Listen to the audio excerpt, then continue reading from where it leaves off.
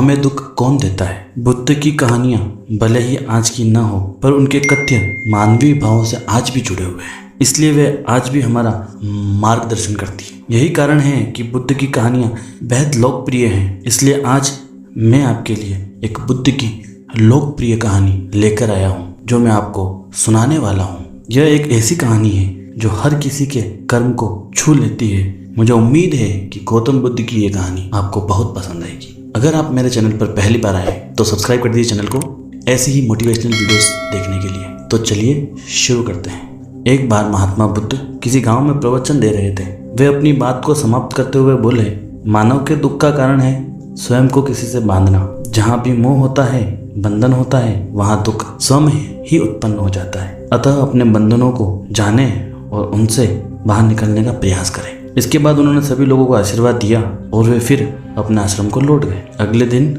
उनसे एक व्यक्ति मिलने आया। वो बुद्ध को दंडवत करता हुआ बोला, महात्मन, मैंने कल आपका उपदेश सुना। आपकी बातें मेरे हृदय में उतर गई है। मैंने अपने बंधनों को तोड़ दिया है, सारी मोह माया का त्याग कर दिया है। अब मैं आपकी शरण में आना चाहता हूँ। उस व्यक्ति की बातें सुनकर बुद्ध मुस्कुराए और धीरे से बोले, मुझे विस्तार से बताओ वत्स, तुमने कौन कौन से बंधन का और किसका मोह त्याग दिया है। वो व्यक्ति बोला, मेरे घर पर मेरे बूढ़े माता पिता और अपनी पत्नी, मेरा एक छोटा बच्चा भी है। मेरी पत्नी बहुत बीमार रहती है। उसके कष्ट देख मैं अक्सर सोचता रहता था कि वह मर जाए तो उसके कष्ट दूर हो जाए। उसकी वजह से मैं बहुत दुखी रहता हूँ। लेकिन कल जब मैंने आपका उपदेश सुना तो मेरी समझ में आ गया कि मेरे परिवार से मेरा बंधन ही मेरे दुखों का कारण है। अगर मैं इसके चक्कर में पड़ा रहूँगा तो कभी सत्य को नहीं जान सकूँगा। इसलिए मैं अपने घर को त्याग कर आपके पास आया हूँ। बुद्ध ने पूछा, क्या तुम सचमुच सभी बंधनों से मुक्त हो गए हो?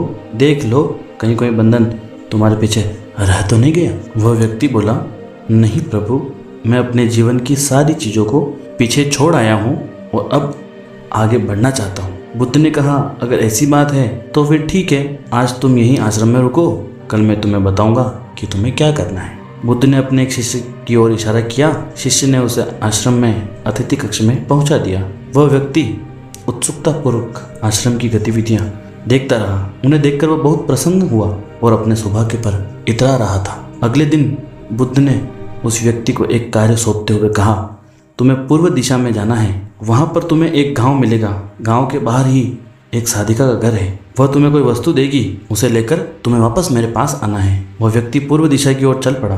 गर्मी का मौसम था। कुछ ही देर में वह पसीने से तरबतर हो गया। उसे प्यास भी सताने लगी। वह सोचने लगा कि अगर इस समय में अपने घर पर होता तो इस तरह गर्मी में पसीना नहीं बहाना पड़ता। कुछ दूर और चलने पर उसे भूख भी सताने लगी, पर वह एक सुनसान और बंजर रास्ता था। आसपास न तो कोई पेड़ था और न ही पोखर या तालाब। वह पुनः सोचने लगा कि अगर इस समय में घर पर होता तो अपनी पत्नी के हाथों का बना स्वादिष्ट भोजन कर रहा होता। पता नहीं क्यों बुद्ध ने मुझे गर्मी में इतनी दूर भेज। काफी देर तक चलने के बाद वह व्यक्ति गांव में पहुंचा। गांव के बाहर ही एक घर बना हुआ था। उसने दरवाजे के पास पहुंचकर उसे धीरे से खटखटाया।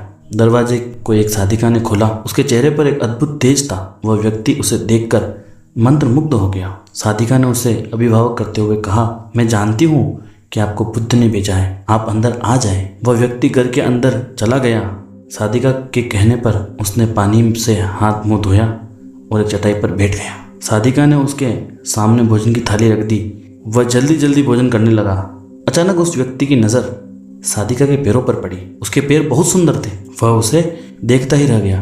तभी साधिका ने उसका ध्यान भंग किया। वह बोली, जिस व्यक्ति को बुद्ध के चरणों में स्थान मिल जाता है फिर उसे किसी अन्य चरणों की आवश्यकता नहीं पड़ती है। साधिका की बात सुनकर वह व्यक्ति लज्जित हो गया और नजरें नीची करके चुपचाप भोजन करने लगा।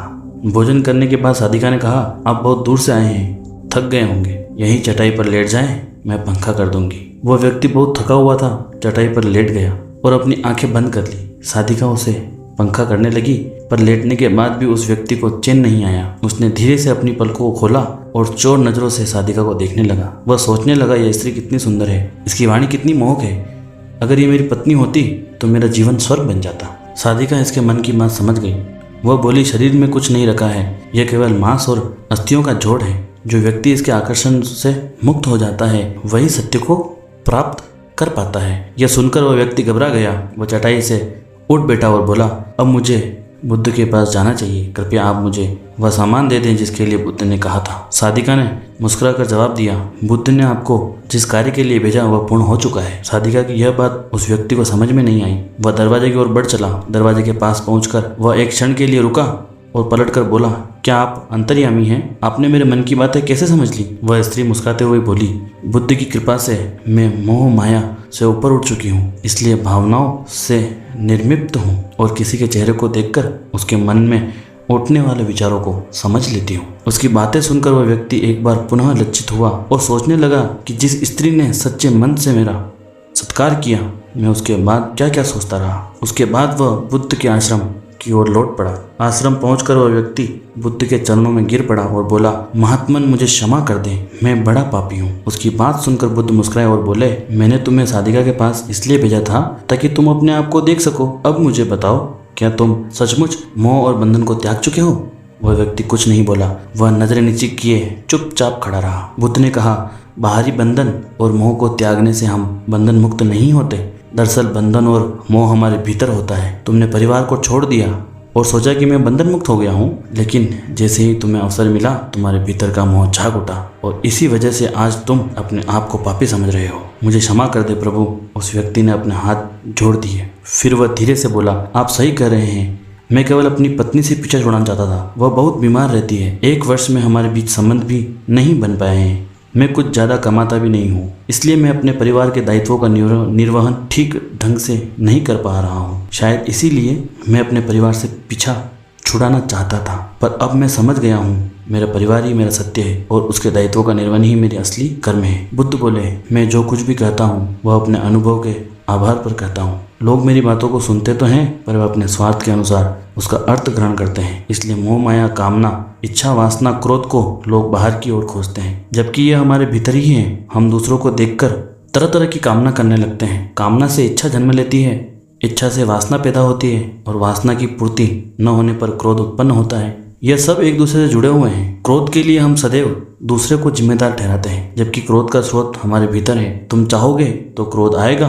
और तुम नहीं चाहोगे तो क्रोध नहीं आएगा। इसी तरह बंधन बाहर नहीं होते, हमारे मन में होते हैं। हम मन से ही किसी से बंध जाते हैं और मन के कारण ही हम दुख पाते हैं। लेकिन जो व्यक्ति इन बातों की गहराई तक पहुंच जाता है वह दुखों से हमेशा हमेशा के लिए मुक्त हो जाता है। दोस्तों, आशा करता हूँ ये वीडियो आपको पसंद आई होगी। ये स्टोरी आपको सुन के समझ में आई होगी। कोई चीज़ छोड़नी है तो हमेशा के लिए उसको छोड़ें। मिलते हैं नेक्स्ट वीडियो में।